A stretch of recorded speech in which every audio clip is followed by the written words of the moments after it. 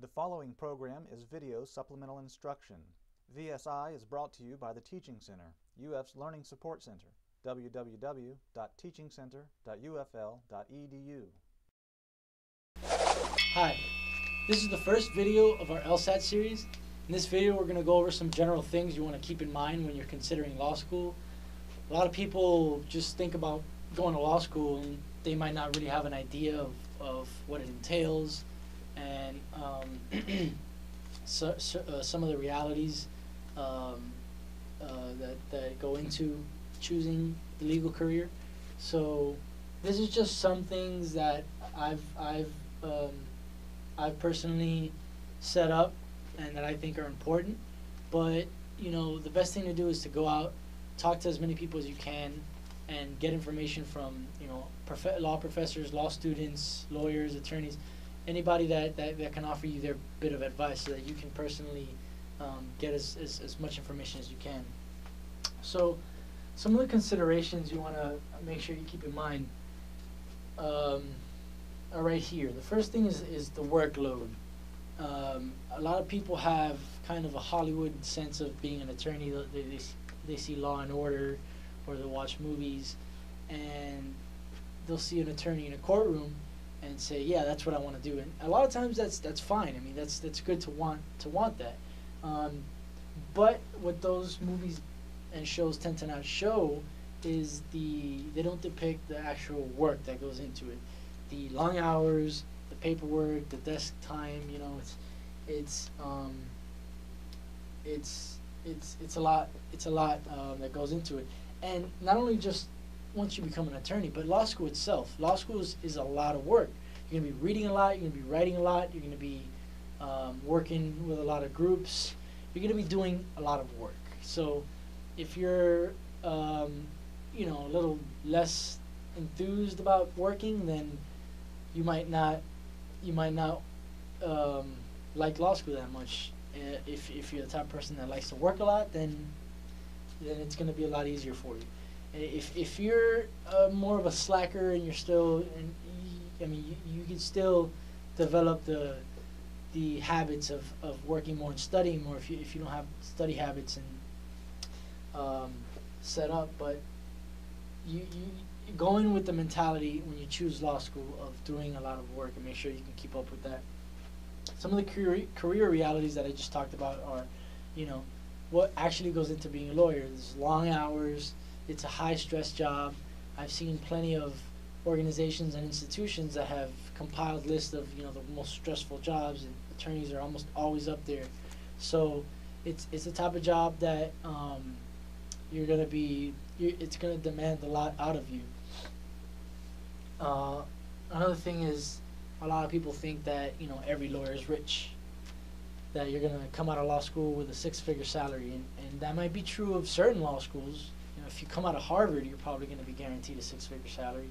If you come out of any top 20 school, you're probably going to be making good money when you come out.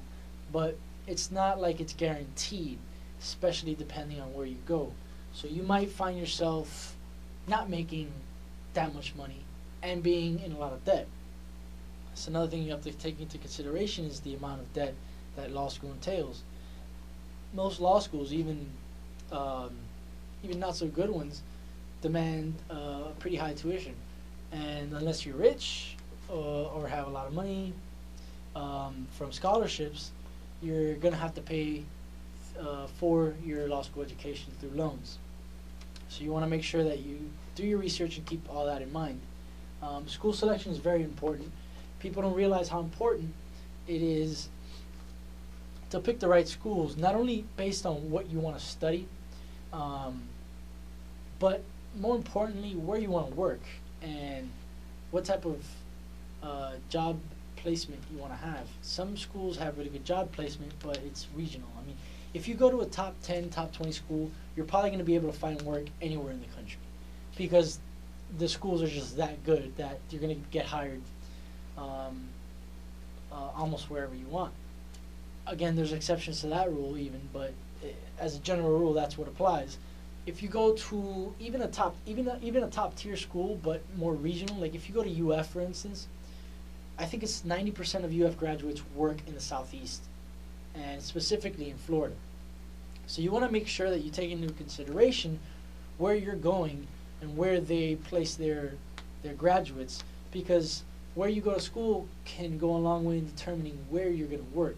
So if you don't want to spend your whole life in Kansas, you might not want to go to Kansas for law school. So take that into consideration as far as school selection goes. For preparing yourself academically, this is something that, especially at UF, a lot of people ask, because we don't have a pre-law major. We have pre-law advisors, and they usually tell you, take majors that are going to prepare you for what you're going to be facing in law school. So what are you going to be facing in law school? Lots of reading, lots of writing, lots of analysis. So you're going to want a major that prepares you for that. You're going to want a major that makes you read a lot. You're going to want a major that makes you write a lot, and that challenges you to analyze as much as you can. The traditional ones are political science, history, English, majors like that are going to make you do a lot of reading and writing and do a lot of analytical reasoning for your essays. Majors that make you history makes you look at documents a lot and draw conclusions based on your analysis of the document. Makes you do a lot of critical thinking. But one thing that you should also keep in mind is that law schools do value diversity. So it's not uncommon to have a really obscure major in a law school. I've heard of dance majors getting into really good law schools, and I guess they are really smart people, because I imagine that would be difficult, but and got a really good LSAT score, but it's not out of the ordinary. It's not out of the question. Also, some non-traditional majors do have advantages, like science majors and math majors are really, based on their background, they have a lot more of a foundation in kind of logic and that sort of logical reasoning, which can help you out, especially on the LSAT. So just keep in mind, what law school demands and what your major demands, and you're going to have to figure out your personal strengths and weaknesses and how your major can help you out in the best way possible. Courses are very important. You don't want to take Mickey Mouse courses. You don't want to take easy courses. You don't want to just slide through college. You're here for a reason. You're paying money for a reason. For the most part, you have one shot. You have 4 years. So you want to take courses that are going to challenge you. Not only is this important for law schools themselves, they will look at your transcripts and they can see, even two of the same majors, they can see the difference between a major, two history majors that one person challenged himself a lot, maybe got a minor, and another person took a bunch of easy electives, didn't take hard classes. So it's important for law school, but most importantly, it's important for yourself. You want to take courses that are going to challenge you.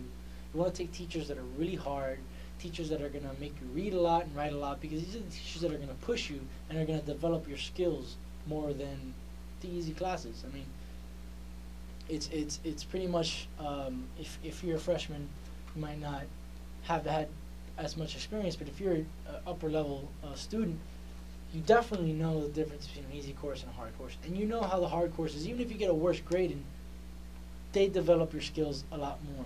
And you're going to need that for law school. You don't want to get into law school and be intimidated by the workload. You don't want to get into law school and never have had a course that demands 500 pages of reading a week at times. So you want to prepare yourself as much as you can. For extracurriculars, it can definitely help. It's not the end-all, be-all. It's not what's going to make or break you necessarily, but it can help a lot.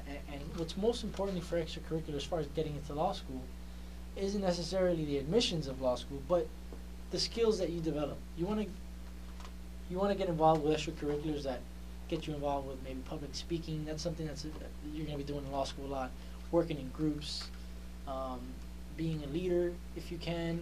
But it's these skills, the social skills and the organizational skills, that extracurriculars entail that are going to help you grow personally and are going to develop those skills that you're going to need for law school. So it's important more for yourself, but it can help in admissions. What actually helps even more is work experience, which is not really an academic preparation, but it's more.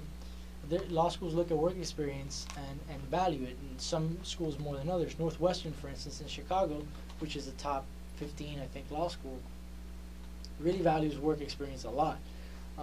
It's not uncommon for them to accept a lower LSAT because you work 3 years at a law firm, or for a representative, for instance.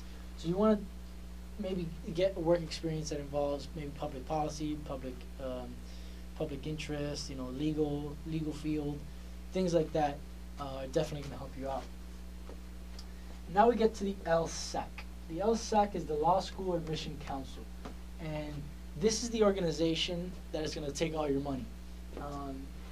Seriously though, this is the organization that is going to, for one thing, administer the LSAT, and it's also the organization that is going to centralize the application process.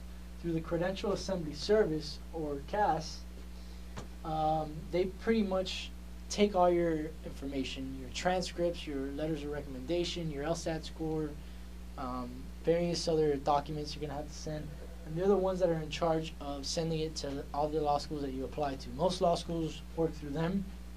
I think a majority of them work through them. So instead of having to send out all these documents to a million different law schools, you submit them to LSAC, and they do all that for you. The LSAT is obviously one of the most important things that you're going to face. Is the test, is the standardized test, the law school admission test, that you're going to, that's going to determine in large part where you get accepted. And that's kind of the catch-22 of it, is that it's a 4.5 hour test, but it determines so much. It's almost determines more than your GPA, which you worked 4 years for. So it's very important that you prepare for the LSAT and take it seriously, because it's going to go a long way in determining where you end up. We're as part of this series, it's almost focusing exclusively on the LSAT. We're going to go over the different sections. We're going to go over strategies and do several videos actually on the different sections, so that we can help you learn how to attack the LSAT. Because the thing about the LSAT is that it can be beat. It is a scary test at first, but if you practice it enough and you get used to it, it's the type of test that you can definitely beat and get a really good score on. So this is a little bit about what goes into choosing the law school path. Hopefully you tune into our subsequent videos that will hopefully help you get a really good LSAT score and get into your dream school. If you have any questions, you can email us at lsat180uf@gmail.com. The Teaching Center, UF's Learning Support Center, www.teachingcenter.ufl.edu.